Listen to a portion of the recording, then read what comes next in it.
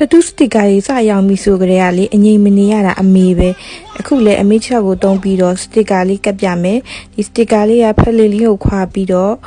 တေးတေးချာချာလေးခွာပြီးတော့မှိန်တဲ့ဘက်ကနေပြီးတော့ချောင်းမှာကပ်ရတာ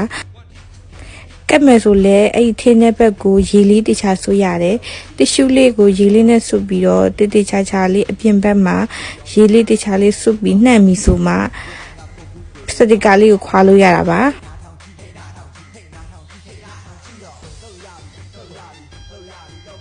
ဒါကတော့ရေလေးနှံ့သွားပြီဆိုမှခွာလိုက်တဲ့အနေထားလေးပေါ့နော်ခွာရဆိုလို့ရှိရင်လည်း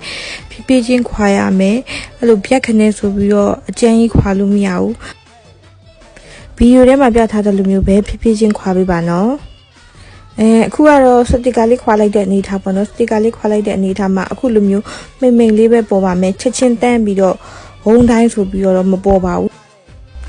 ကဲဒါကတော့48နာရီပြည့်သွားတဲ့အချိန်မှာလုံးဝရလာတဲ့ result ပဲဖြစ်ပါတယ်အယောင်ကလည်းထင်လာပြီသူကပို့ပြီးတော့အချိန်ကြာလေးအယောင်ပိုတက်လေးပါ